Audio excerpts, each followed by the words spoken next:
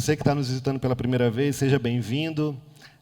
Hoje eu tenho o privilégio de ter aqui minha irmã, minha mãe, meu padrasto.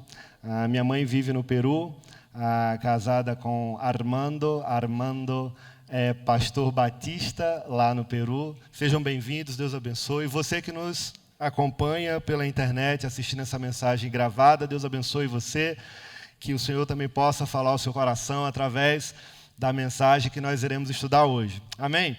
Irmãos, hoje nós vamos começar uma nova série de mensagens. Terminamos semana passada, ou melhor dizendo, terminamos semana retrasada a carta de Paulo aos Efésios. Semana passada tivemos uma mensagem avulsa sobre a invisível mão de Deus e nós percebemos como Deus cuida de nós, mesmo quando nós não percebemos. A gente viu que a invisível mão de Deus ela se torna visível, mesmo quando tudo aparentemente está dando errado. Nós descobrimos também que a invisível mão de Deus ela se torna visível quando nós somos confrontados pelos nossos irmãos, e nós também vimos, por fim, que a invisível mão de Deus ela se torna visível quando nós entendemos que existe um propósito maior.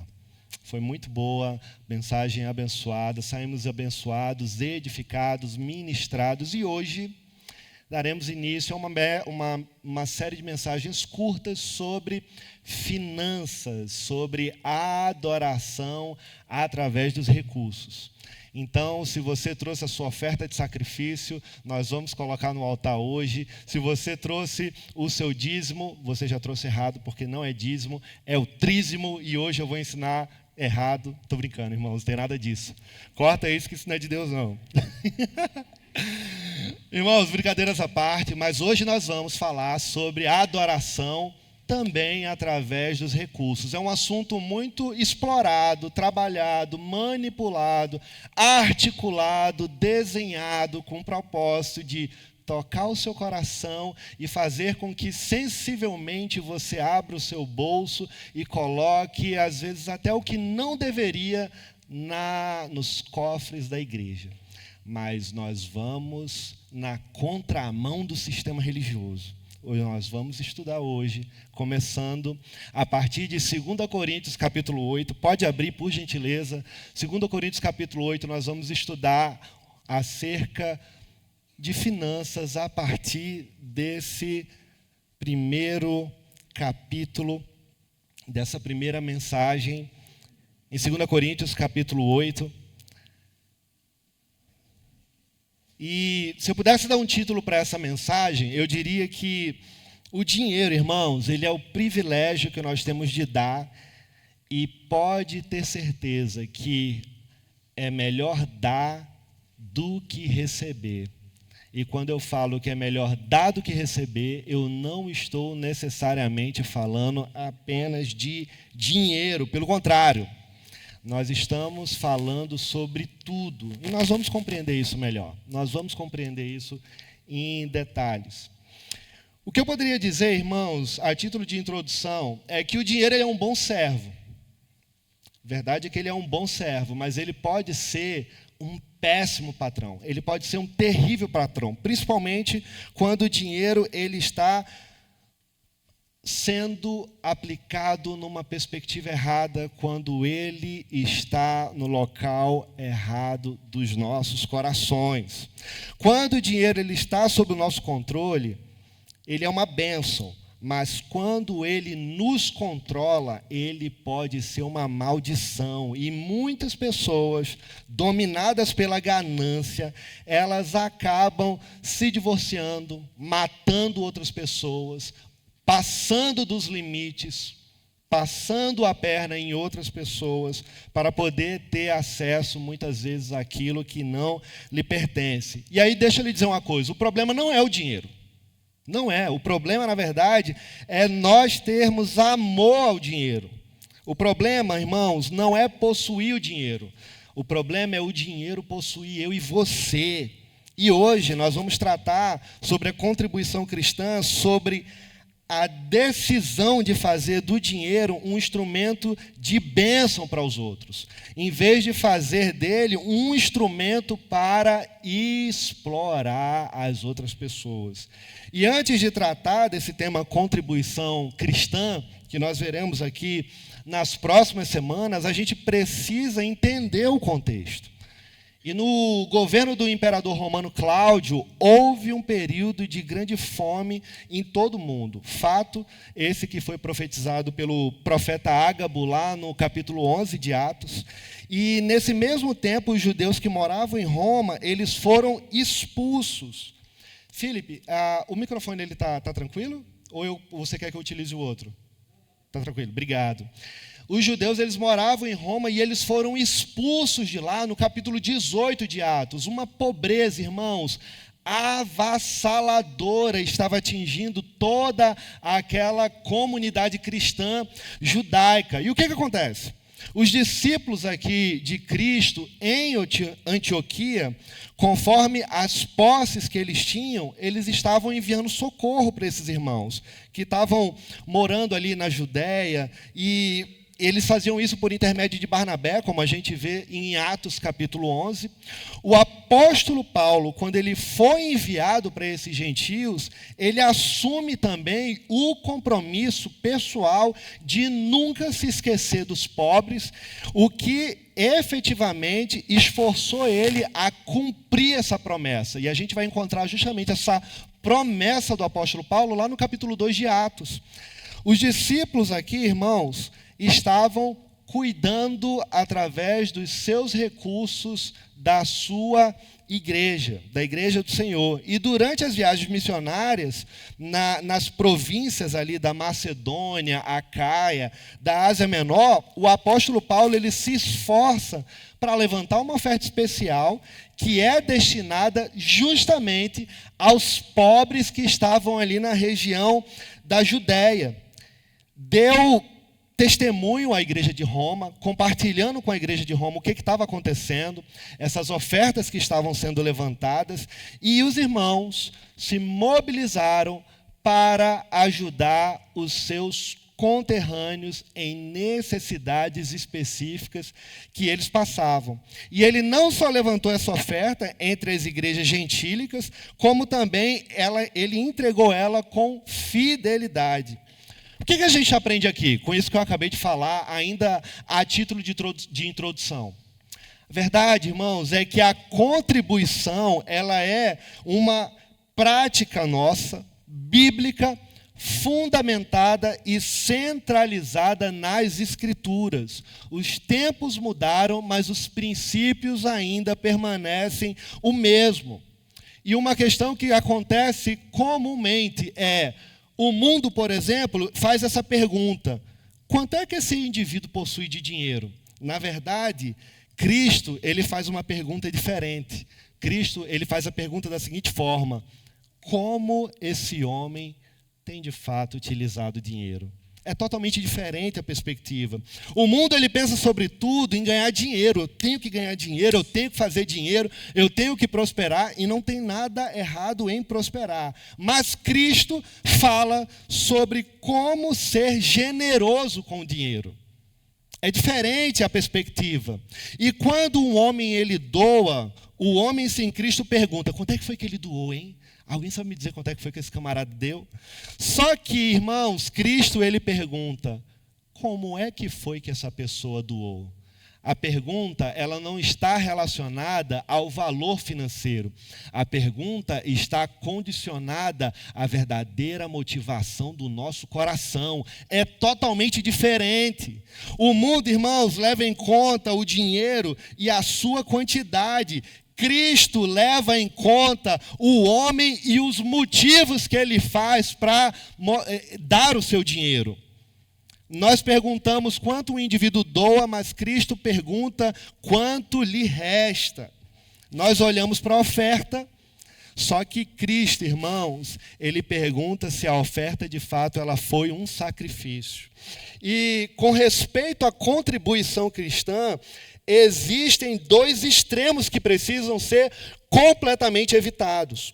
Primeiro lugar, irmãos, é que tem pessoas que querem ocultar esse assunto, não querem falar sobre oferta, não querem falar de dinheiro, justamente por conta da prostituição que existe dentro do meio evangélico, onde forçam irmãos, colocando Jesus como se estivesse atrás de um balcão e as pessoas vão para a igreja atrás das bênçãos que Jesus Cristo pode dar e não vão para a igreja adorar a Jesus pelo que ele é. Então, por conta dessa perspectiva, permita-me, me perdoe a expressão, prostituída que existe no mundo secular, alternativo, que invadiu o contexto religioso, muitas igrejas evitam falar sobre dinheiro para não serem comparados. A gente não pode ocultar o tema.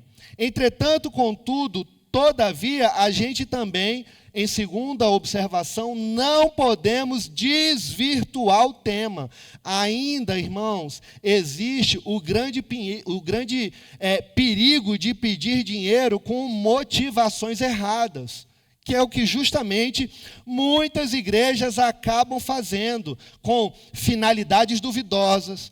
Tem muitos pregadores inescrupulosos, com motivações pessoais, querendo tocar o seu coração, a fim de fazer com que você doe na igreja, muitas vezes sacrificando até as suas responsabilidades pessoais, porque em nome de Deus, você precisa sacrificar no altar, levando o seu boi cevado, a sua oferta cevada, e assim, manipulosamente, os corações são tocados, os cofres das igrejas são cheios e você volta para casa com promessas que não são nem um pouco bíblicas. Esses são os dois extremos. E no texto que a gente vai analisar aqui, Paulo ele aborda vários princípios que devem reger a contribuição cristã. E aqui a gente vai perceber, irmãos, observando esses textos, você já abriu 2 Coríntios capítulo 8, a gente vai perceber a partir do versículo 1 que a contribuição cristã é uma graça de Deus que é concedida para a igreja. Permita-me repetir isso aqui. A contribuição, ela é uma graça de Deus que é concedida para a igreja. O versículo 1 diz assim, acompanhe comigo. Também, irmãos, vos fazemos conhecer a graça de Deus concedida às igrejas da Macedônia. Paulo aqui, irmãos, ele está ensinando a igreja a contribuir e ele mostra que a contribuição é uma graça de Deus. Ele usa, dentro desse capítulo aqui, 9 palavras para se referir à oferta. Ele usou aqui, irmãos, 9 palavras com o intuito de enfatizar a importância da oferta, mas ele emprega com mais frequência a palavra graça, como a gente viu aqui. Ele está dando justamente testemunho à igreja de Coríntio sobre a graça da contribuição que Deus concede às igrejas da Macedônia, e o propósito do apóstolo Paulo aqui é justamente fazer com que os irmãos cresçam também nessa graça, uma vez que a generosidade dos macedônios, que viviam numa região que era pobre, era uma expressão da graça de Deus nas suas vidas. E aqui o apóstolo usa 6 vezes a palavra graça em relação ao ato de contribuir. Graça, ele menciona no versículo 1, mais uma vez ele menciona a graça de Deus no capítulo 4, no versículo 4, mais uma vez no versículo 6, mais uma vez no versículo 19, mais uma vez no capítulo 9 e versículo 14. O que é que nós aprendemos, irmãos? A graça em Deus é uma compaixão pelos que são indignos. A graça de Deus é a expressão do nosso Senhor para aquelas pessoas que são indignas. E quem é indigno? Sou eu e você. Por quê? Porque a gente não vale R$1 furado, nós temos defeitos, a gente tem falha, nós não somos melhores do que ninguém, e constantemente o Senhor está derramando graça na minha vida, na sua vida, sendo paciente comigo, sendo paciente com você, enquanto muitas vezes eu quero arrancar a cabeça de A, fulano quer arrancar a cabeça de B, às vezes dentro do casamento um quer matar o outro, e Deus está fazendo o quê? Exercendo graça. É isso que ele tem feito constantemente. Sempre é concedida a graça sem levar em conta o mérito.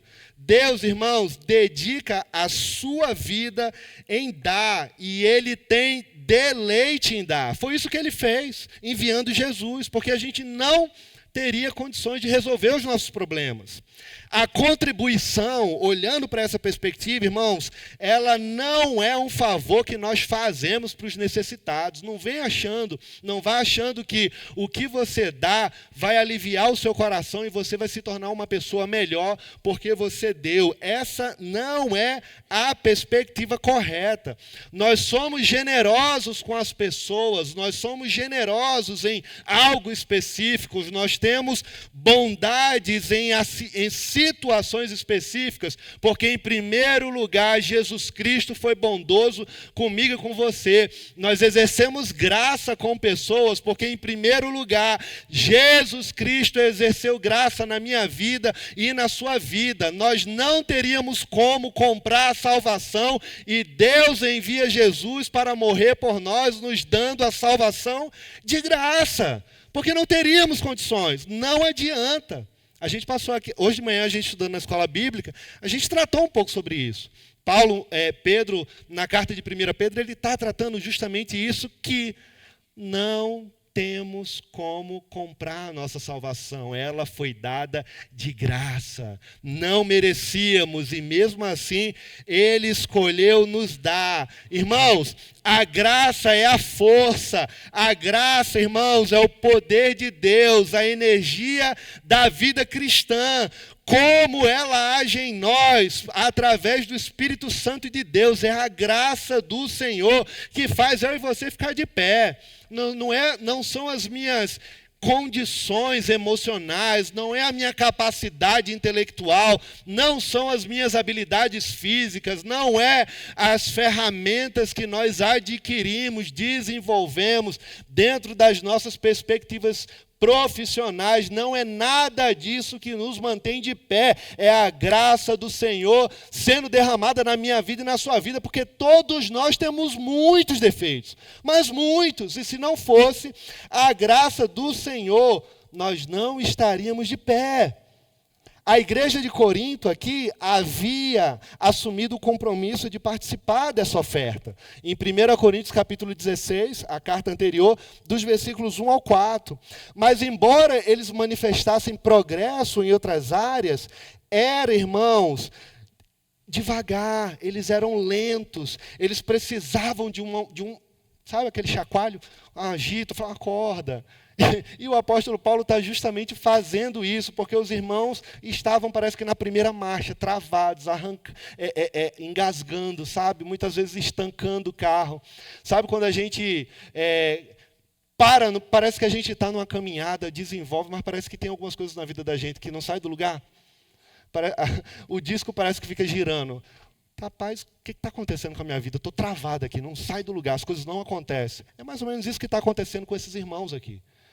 Tem gente que progrediu em tantas áreas da vida, mas estão presos em áreas específicas durante tantos anos e não conseguem entender porque não conseguem sair do lugar. Continuam presos, continuam estagnados. É esse o contexto aqui de 2 Coríntios capítulo 8, e o apóstolo Paulo precisava dar uma chacoalhada neles, tirar eles dentro desse marasmo para que eles pudessem compreender o que Cristo queria ensinar, irmãos. Nós podemos ser zelosos em outras áreas da vida cristã e ser negligentes na área da generosidade. Muitas vezes nós estamos caminhando muito bem em áreas específicas das nossas vidas e nós estamos falhando em tantas outras quanto. Muitas vezes nós podemos estar muito bem profissionalmente e estarmos destruídos emocionalmente. Muitas vezes podemos estar emocionalmente sólidos, eficazes, fortes, e profissionalmente ser um preguiçoso, não sai do canto, um morcego, como algumas pessoas falam aqui no Nordeste. Acontece. Esse era o contexto aqui. E uma observação. Nós podemos ser zelosos em muitas outras áreas da vida cristã e as pessoas falam, nossa, fulano é uma bênção, cicrano é um homem de Deus, mas, entretanto, nós podemos estarmos sendo negligentes quanto à generosidade, por exemplo. Podemos ser zelosos da doutrina, nós podemos buscar, querer aprender mais sobre a palavra de Deus e muitas vezes estarmos até obesos intelectuais, obesos teologicamente. Tanto conhecimento da palavra de Deus, mas o que você tem feito com isso? Do que adianta conhecer tanta palavra de Deus e não viver ela no dia a dia? Do que adianta você querer ter tanto conhecimento e a sua vida prática cristã não é condizente com aquilo que você tem buscado aprender? E precisa haver um equilíbrio, irmãos. Precisa haver uma prática diária. Hoje a gente estava conversando num momento específico e eu acabei soltando isso. Às vezes a gente engole um elefante e se engasga com azeitona. E tem gente que morre com a azeitona engasgada, depois de ter comido um elefante ferozmente. E um problema específico, menor, você se engasga por não entender que muitas vezes nós colocamos a carroça na frente dos bois, ultrapassamos os limites que não deveríamos, temos atitudes que não deveríamos ter. E aqui é um exemplo claro, podemos ser zelosos da doutrina, mas termos um coração insensível para socorrer os necessitados. E a igreja de Corinto, ela estava aparelhada de várias graças, mas ela estava estacionada no exercício da graça e da contribuição. E para encorajar os crentes de Corinto a crescerem na graça da contribuição, Paulo aborda 2 exemplos de contribuição transcendente. Aqui dos versículos 3 a 5, irmãos, a gente vai observar o exemplo da doação humana retratada na oferta sacrificial dos macedônios. Olha só, acompanhe comigo. Versículo 3, pois dou testemunho de que eles deram tudo quanto podiam, e até além do que podiam. Por iniciativa própria, eles nos suplicaram insistentemente o privilégio de participar da assistência aos santos. Não somente fizeram o que esperávamos, mas entregaram-se primeiramente ao Senhor e depois a nós pela vontade de Deus. O exemplo, irmãos, da doação de Cristo fazendo-se pobre para nos fazer ricos. Agora o versículo 9, acompanhe-me. Pois vocês conhecem a graça do nosso Senhor Jesus Cristo, que, sendo rico, se fez pobre por causa de vocês, para que, por meio da pobreza dele, vocês se tornassem ricos. O que nós vamos aprender com esses versículos que eu acabei de ler e isoladamente mencionei o versículo 9.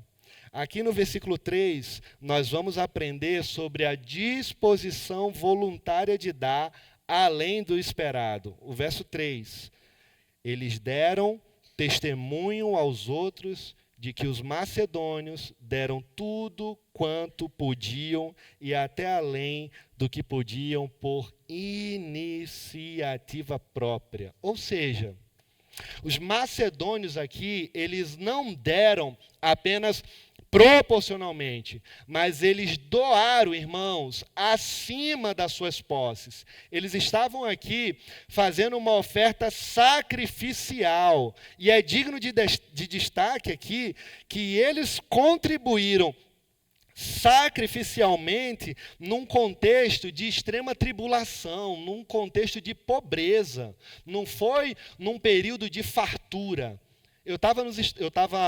Vocês sabem que eu morei nos Estados Unidos e antes de vir para cá, eu estava 2 anos em Brasília. E eu estava conversando com uma pessoa que mora nos Estados Unidos há 25 anos, estava em Brasília, e a gente estava conversando sobre a generosidade americana. E ela me levou para uma reflexão que eu nunca tinha parado para pensar antes, porque eu falei, poxa, os americanos são generosos na sua cultura. E ela falou, é verdade, mas nós brasileiros somos tão generosos quanto. E eu falei, como assim? Tentando entender onde ela queria chegar. E ela disse, se você parar para observar, os americanos eles são generosos, mas como o país ele é extremamente rico, as pessoas têm em excesso, eles dão generosamente. Só que nós brasileiros, na nossa cultura, nós pegamos, logicamente que não é um contexto geral, mas em contextos específicos, nós percebemos muitas pessoas na nossa cultura dividindo o pouco que eles têm e para eles aquilo é tudo. E na outra cultura você não vê isso. Eu nunca tinha parado para pensar. Nós temos um valor muito forte na nossa cultura. Quem já ouviu essa expressão? Eu já ouvi essa expressão algumas vezes. Ô meu filho, você está com fome? Chegue. Onde come 2, come 3. Onde come 3, come 4. Cabe mais um, sim. Às vezes tá no limite a comida. Bota mais água no feijão que vai dar para todo mundo. Irmãos, a generosidade não está condicionada a valores financeiros. Não tem nada a ver. A generosidade ela está relacionada à motivação do nosso coração. É totalmente diferente. O que nós estamos tratando aqui não são de valores. O que nós estamos tratando aqui é da motivação no nosso coração. Vocês lembram da oferta da viúva pobre? O camarada chegou lá, deu uma oferta gorda e chegou a viúva pobre e ela deu uma única moeda. E Jesus fala, essa mulher deu mais do que aquele homem. Por quê? Porque ela deu tudo o que ela tinha. Nós não estamos falando de valores, irmãos. Nós estamos falando da verdadeira motivação que deve existir no nosso coração quando nós compreendemos que precisamos dar. Quando Zaqueu foi alcançado pelo Evangelho, Jesus está lá em cima da árvore, ele, né? Zaqueu, desce que hoje eu vou entrar na tua casa. Ele está comendo na casa de Zaqueu. O que Zaqueu fala para Jesus? Senhor, metade do que eu tenho eu vou dar aos pobres. Já foi embora 50%.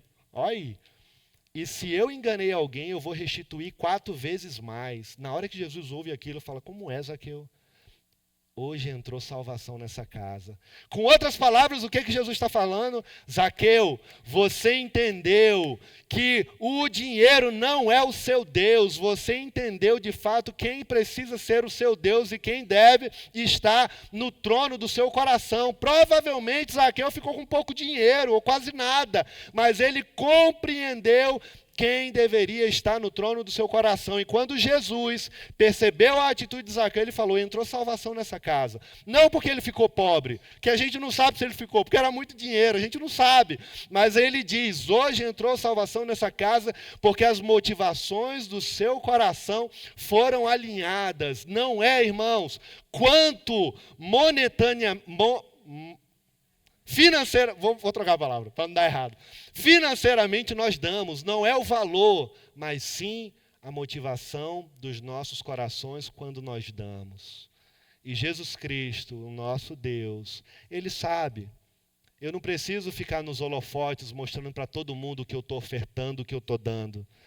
Ele sabe nós em secreto quando nós estamos fazendo. Salmos 39, versículo 4 diz, antes que a palavra me chegue à boca, Senhor, Tu sabes inteiramente o que eu vou dizer. Ele sabe da minha intimidade, Ele sabe o que está no seu coração. Não precisamos estar em evidência, mas o Senhor precisa estar na evidência dos nossos corações. Geralmente os que mais contribuem, irmãos, não são as pessoas que têm, mas sim as pessoas que mais amam e os que mais confiam no Senhor. 1 João, capítulo 3, versículos 16 a 18, diz que de um coração generoso sempre parte uma oferta sacrificial. De um coração generoso sempre parte uma oferta sacrificial. Não é, irmãos, quanto nós damos, mas é a motivação dos nossos corações que nos faz doar, nos faz ofertar. E a pergunta que nós fazemos é, por que nós ofertamos? Por que somos generosos? Por que nós damos oferta, damos dízimos na igreja do Senhor? Qual é a verdadeira motivação dos nossos corações? Nós estamos fazendo isso na barganha, na perspectiva, na esperança de que a gente receba de volta, em porções dobradas, triplicadas, aquilo que nós estamos colocando no altar do Senhor? Deixa-me lhe explicar uma coisa. A Bíblia, a gente vai ver isso nas próximas mensagens, a Bíblia ela fala da lei da semeadura, nós colhemos o que plantamos. Nós somos abençoados por Deus porque Deus tem prazer em abençoar os seus filhos. Ele quer ver os seus filhos prosperarem. Ele quer fazer os filhos decolarem nas suas empresas, que prosperem, ganhem muito dinheiro. O problema não é o dinheiro. O problema nunca foi o dinheiro. O problema é a motivação nos corações com relação ao dinheiro. É totalmente diferente. O versículo 4 aqui nos mostra a disposição de dar, mesmo quando não é solicitado. Veja o versículo 4. Eles nos suplicaram insistentemente o privilégio de participar da assistência aos santos. O que a gente aprende, irmãos, com esse verso? Que a contribuição financeira ela era entendida como um ministério cristão. Contribuir fazia parte do estilo de vida cristão, as pessoas doavam. Quando você vê João Batista preparando o caminho para Jesus chegar, antes dele batizar Jesus, o que ele está ensinando dentro da cultura judaica de Israel? Ali está vivendo um período de nepotismo religioso, o Império de Israel, o reino estava vivendo um período de incesto, estava tudo bagunçado e João Batista está começando a preparar o caminho para Jesus. Ele começa a trabalhar uma perspectiva de justiça social dentro da comunidade judaica, ensinando a eles princípios e valores que possam reger a sua fé, redimensionando, ressignificando a maneira de pensar. E qual é um dos pontos que ele trata? Se você tem 2 túnicas, dê uma para quem não tem.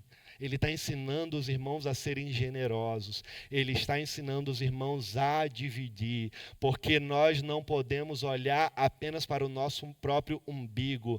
O Evangelho de Cristo, ele é outrocentrista. Ele não é egocentrista. Egocentrista, você está olhando apenas para você. Você está no centro e tudo gira em torno de você e você não se importa com ninguém. O Evangelho de Cristo, ele é outrocentrista. É quando o outro está no centro. E quem é que deve estar no centro das nossas vidas? Cristo. Quem é que deve governar as nossas vidas? Cristo. E por causa do Evangelho de Cristo, sendo discípulos de Cristo, nós somos ensinados, orientados, influenciados a olhar para as pessoas ao nosso redor, porque o mundo não gira em torno de nós, o mundo gira em torno de Cristo, e quando nós olhamos para Cristo, Ele volta também olhando para nós, exercendo graça, derramando o seu favor e também trabalhando por nós.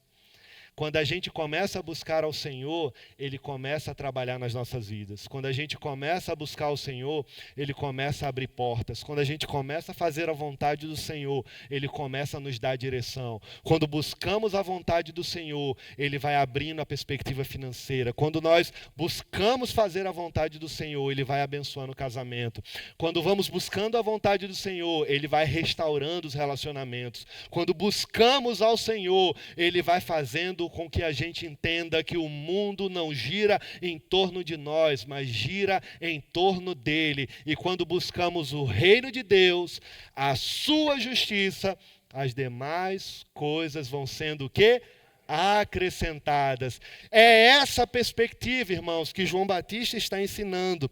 É essa perspectiva que o apóstolo Paulo está inserindo aqui, ressignificando a maneira dos irmãos pensar. Os macedônios aqui, eles não contribuíam em resposta aos apelos humanos, mas como resultado da graça de Deus que lhes fora concedida. Não foi, irmãos, Paulo quem lhes rogou para... Não foi Paulo que lhes rogou, irmãos, para contribuírem em favor dos pobres da Judéia. Não foi. Foram eles que rogaram a Paulo o privilégio de fazer essa oferta. Totalmente diferente. Me deixa participar. Eu quero fazer parte do corpo de Cristo através das minhas contribuições, Paulo. Irmãos, não foi a iniciativa de Paulo pedir dinheiro aos macedônios, para os pobres da Judéia. Foi a iniciativa dos macedônios em querer abençoar financeiramente, com dinheiro, esses irmãos que estavam passando por necessidades lá na Judéia. que a gente aprende aqui? Os cristãos da Macedônia entenderam a verdade das palavras de Jesus. Quais foram essas palavras? Atos capítulo 20, versículo 35. Mas bem-aventurado é dar do que receber. Na vida cristã, irmãos, existem 3 motivações. Você precisa fazer, você deve fazer e você quer fazer. Você precisa fazer é a lei. Você é obrigado. Você tem que fazer, você precisa. A lei, ela o imposiciona, você precisa. Faça. Não faça não para você ver, faça. Você deve fazer é a responsabilidade moral que a gente entende. Agora, você quer fazer é por livre e espontânea vontade. O que é isso? Graça de Deus, favor de Deus. Nós não somos forçados, ninguém pode ser manipulado, ninguém deve ser desafiado, pelo contrário, nós contribuímos porque nós entendemos a graça de Deus, e porque a graça de Deus é derramada nas nossas vidas, a graça de Deus nos alcançou, a graça salvífica nos restaurou, a gente entende também que através dos nossos recursos nós podemos doar, porque nós compreendemos a graça. Maria, irmã de Marta, ela ofertou com alegria ao Senhor com o que tinha de melhor. Ela ofertou a sua espontaneidade, ela deu ao Senhor com as motivações corretas. O bom samaritano, ele deu o melhor que ele tinha para uma pessoa que estava moribunda, sofrida, toda arrebentada na rua, e ele deu o que ele tinha de melhor naquele momento. Irmãos, não é a quantidade, mais uma vez eu vou bater nessa tecla, é a motivação dos nossos corações. A graça nos liberta não apenas do pecado, a graça nos liberta também de nós mesmos.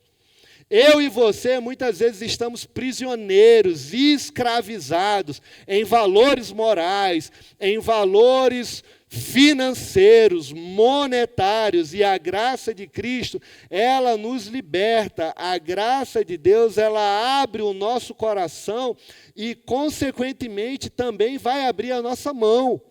E aí chegamos no verso 5. O verso 5, ele nos mostra o que devemos, mostra que devemos ter disposição de dar a própria vida e não apenas o dinheiro. Percebam aqui que a ênfase de Paulo, em momento algum, está especificamente e objetivamente condicionada a apenas o dinheiro. Olha só o versículo 5. E não somente fizeram como nós esperávamos, mas também se deram a si mesmos, primeiro ao Senhor. Eles se deram primeiro ao Senhor, depois a nós, pela vontade de Deus. Ou seja, os macedônios, eles não deram apenas uma prova da sua generosidade e comunhão. Eles deram mais do que isso, irmãos. Eles se deram a si próprios. A verdadeira generosidade, ela só existe quando há uma entrega do nosso próprio coração. Tem pessoas que doam com a sua boca e com o coração está completamente fechado. Tem pessoas que em público são generosas demais e dentro do seu coração existe uma avareza que os aprisionam. Muitas vezes do lado de fora expressamos algo e do lado de dentro nós temos uma outra realidade existente. Precisamos investir, irmãos, não apenas em dinheiro, mas também na vida. Nós precisamos dar não apenas os nossos recursos, mas eu e você precisamos dar nós mesmos como sacrifício.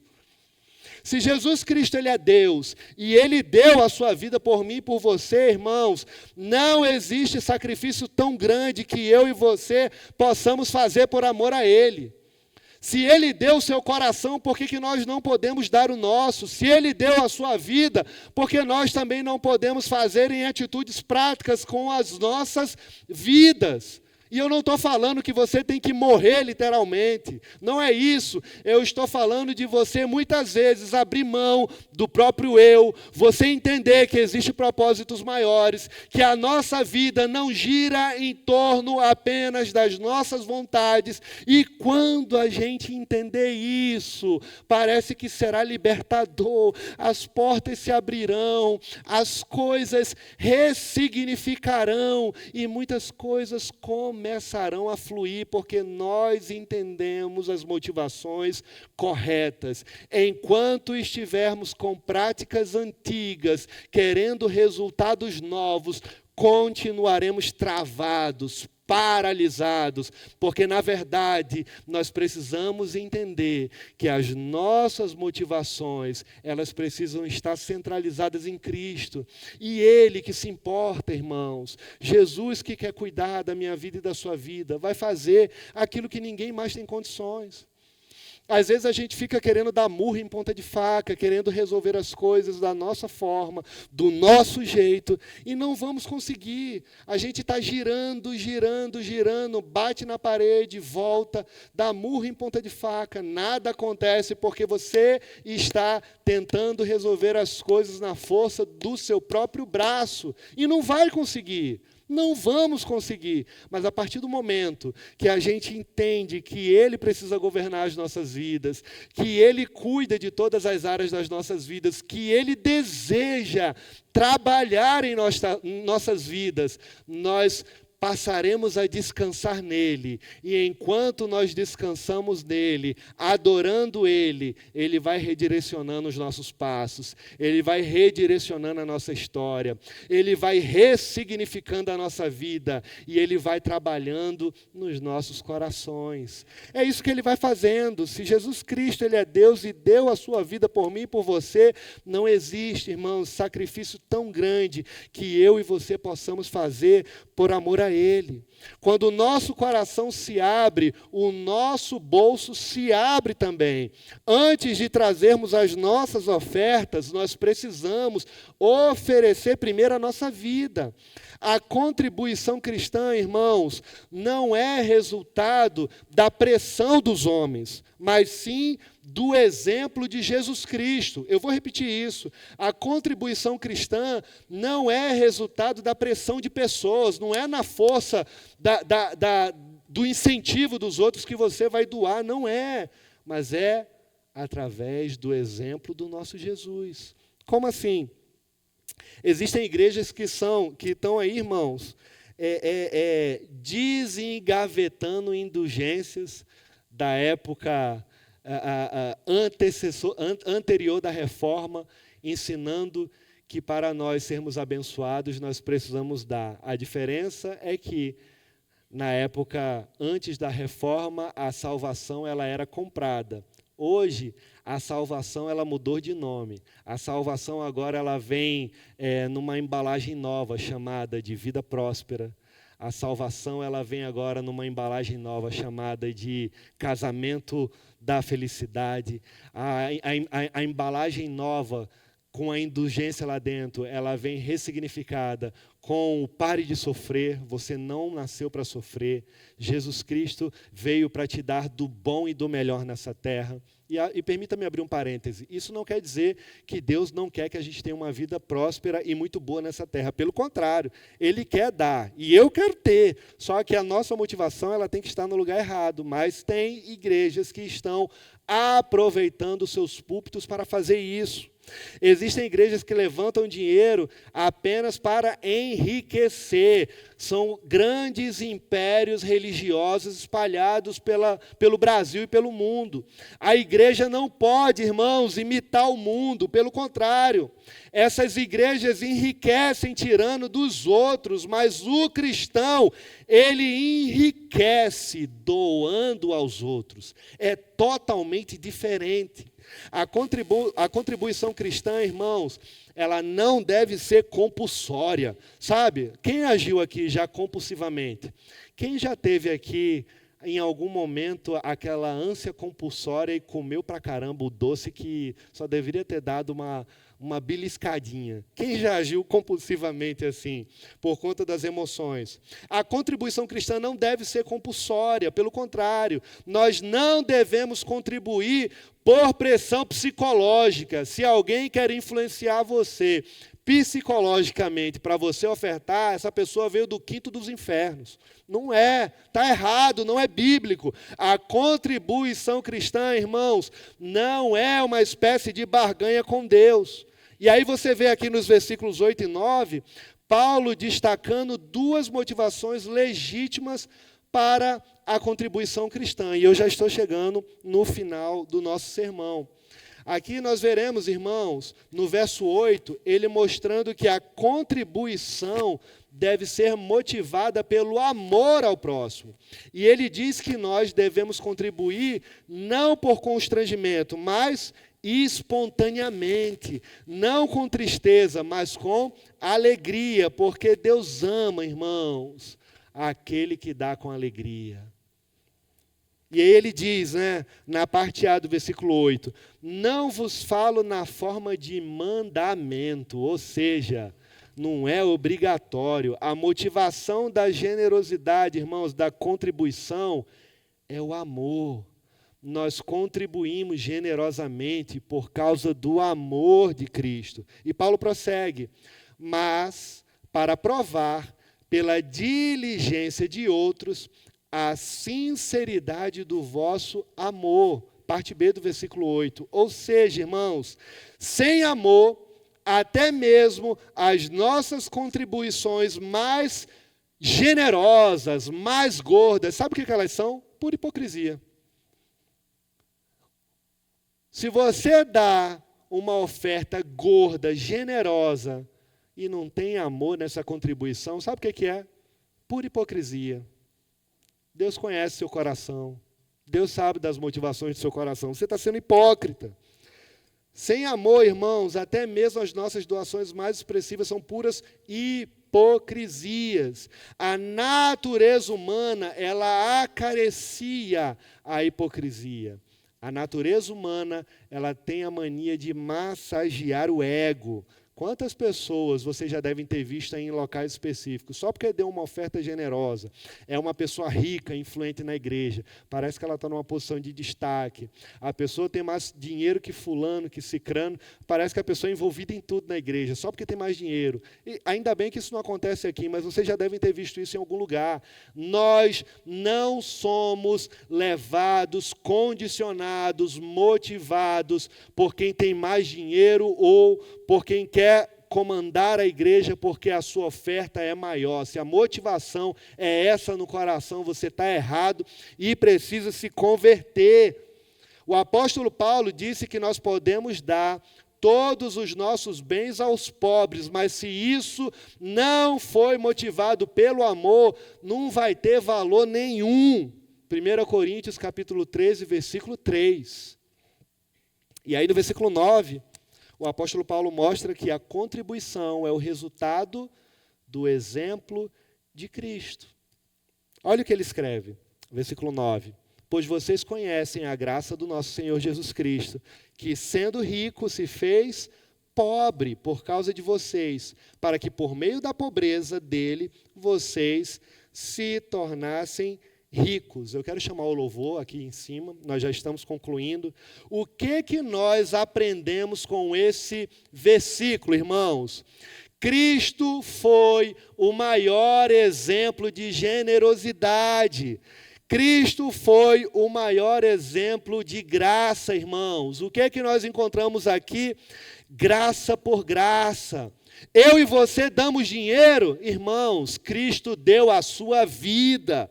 Nós damos bens materiais, meus irmãos, Cristo deu para nós a vida eterna. Nós estamos aqui presos a questões materiais e o melhor presente que nós poderíamos ter, Ele já nos deu. Deixa eu me falar uma coisa. O Senhor tem prazer em abençoar os seus filhos. O Senhor deseja que os seus filhos prosperem. Mas se Ele não desse mais nada para a gente, até Ele voltar ou até a gente morrer, tenha certeza de uma coisa: o melhor e maior presente de todos Ele já deu por nós na cruz do Calvário. Ele morreu por nós, pagando um preço que jamais teríamos condições de pagar. Nós não teríamos condições de pagar pela nossa salvação. E Ele pagou esse preço enorme para que nós pudéssemos receber de graça. Qual é a conclusão, irmãos, que nós temos aqui, com base em todos esses versículos que estudamos em 2 Coríntios 8? Sendo rico, irmãos, Jesus se fez pobre para fazer eu e você ricos. Ele esvaziou de si mesmo, deixando a sua glória no céu, para se fazer carne, sendo uma pessoa simples, habitando entre nós. Ele nasceu, irmãos, numa cidade pobre, numa família pobre, e viveu como um homem pobre que não tinha onde reclinar a sua cabeça. Jesus Cristo, o nosso Salvador, Ele nasceu numa manjedoura, cresceu lá, naquela carpintaria. Ele morreu numa cruz, irmãos. Ele constituiu para nós o exemplo maior, o exemplo máximo de generosidade.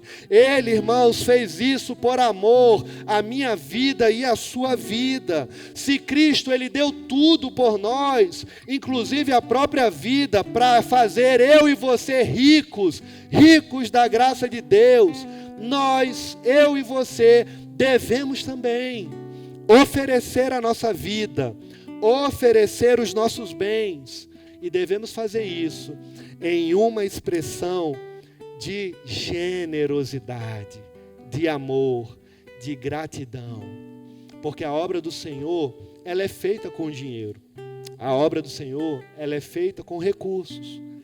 Pessoas passam necessidades, o campo missionário precisa ser investido. Tem pessoas no campo missionário que precisam ser sustentados por nós. Existem irmãos, muitas vezes, dentro da nossa própria comunidade, que estão passando necessidades. E a igreja precisa ser igreja na prática. E tudo isso é feito com o quê? Só com oração? Não. É com dinheiro mesmo. Por isso que nós somos convidados a ofertar, generosamente a contribuir. E permita-me falar uma coisa. Você que faz parte dessa igreja sabe que a gente não tem aquele momento tradicional que muitas vezes igrejas utilizam até para manipular os irmãos, para fazer com que você doe generosamente. Nós não temos. Você que nos convida, talvez, você que nos convida, você que está nos convidando, talvez você não tenha percebido, mas nós não temos esse momento de ofertório, porque a igreja, ela sabe que precisa ofertar. Os irmãos que são dessa comunidade entendem que precisam adorar o Senhor também através dos seus recursos, porque a oferta é um dos elementos fundamentais, parte da teologia do culto. E quais são os elementos do culto, Ed? Leitura da palavra, pregação da palavra, oração, os sacramentos, que é batismo, santa ceia, oração e também oferta. Porque através dos nossos recursos, nós também estamos adorando ao Senhor. O culto sacramentado ao Senhor, dentro dessa perspectiva da teologia do culto, precisa ter esses elementos. Porque desde a igreja primitiva, quando a igreja não tinha templo, ela não tinha essa institucionalização, ela já tinha contribuição, porque os trabalhos precisavam continuar, os irmãos precisavam ser assistidos, a igreja também precisava avançar através dos recursos. E desde a igreja primitiva, nós vemos também os irmãos generosamente doando, porque eles entendem que Cristo deu tudo por nós. Dessa mesma forma, irmãos, nós precisamos ofertar, dizimar, não porque Deus vai querer dar alguma coisa de volta, não tem essa motivação porque ela está errada. Oferte ao Senhor, entendendo que Jesus Cristo deu tudo por mim e por você. E quando você ofertar, você precisa perguntar da seguinte forma, não ouvindo de terceiros, que tem que dar isso, que tem que dar aquilo, ou que tem que fazer uma oferta de sacrifício. Você ora ao Senhor e fala, Senhor, quanto o Senhor quer que eu dê? O que é que o Senhor quer que eu dê? O Espírito Santo de Deus, irmãos, é o principal interessado em querer que a gente acerte. Então, ore ao Senhor, peça ao Senhor e Ele vai dizer. E como eu estava falando, nós não temos aquele momento de ofertório tradicional, mas nós, a partir de agora, nós começaremos não ter esse momento tradicional, mas ter um momento de ofertório para que a igreja saiba, porque nem isso a igreja sabia quando tinha momento de ofertório. No domingo pela manhã, em uma das músicas que são cantadas, os nossos irmãos passam e a igreja já sabe, é automático, levanta a mão, mas às vezes você que nos visita, ou algum irmão que tem chegado na igreja, que é novato, ainda não tenha percebido. Então, se você quiser ofertar, se você quiser adorar ao Senhor com os seus recursos, faça isso nesse momento. Eu não sei se tem como colocar o Pix aqui, se alguém quiser fazer a sua oferta através de Pix, sinta-se à vontade, você não é obrigado, mas com base no que nós estudamos, no que entendemos através da palavra, faça isso se você quiser, em adoração ao nosso Deus. Amém? Que Deus abençoe e aplique essa palavra aos nossos corações, no nome de Jesus. Se você quiser ofertar em dinheiro, você levanta a mão, um dos nossos irmãos leva para você um envelope, tá bom? Deus abençoe e aplique essa mensagem aos nossos corações, no nome de Jesus.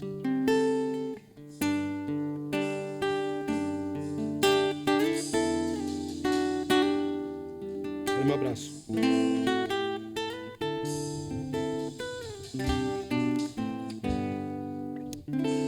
Venho, Senhor, minha vida oferecer como oferta de amor e sacrifício.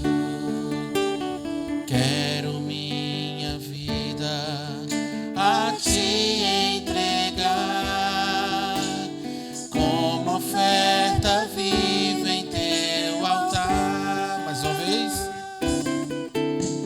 Venho, Senhor, minha vida oferecer como oferta de amor e sacrifícios.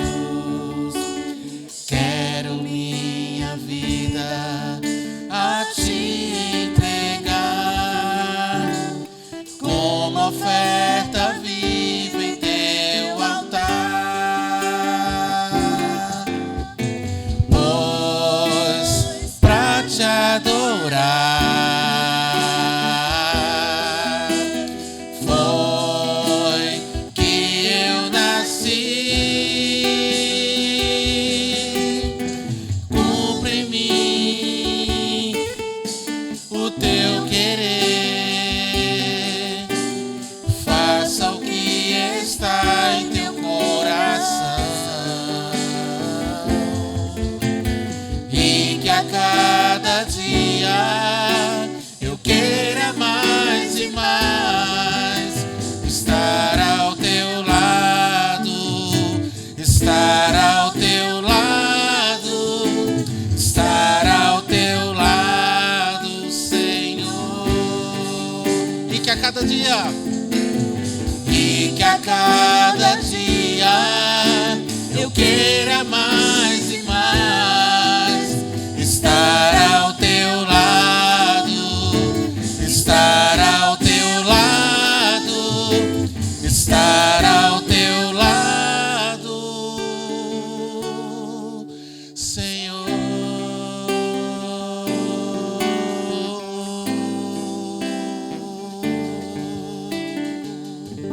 Amém. Aleluia.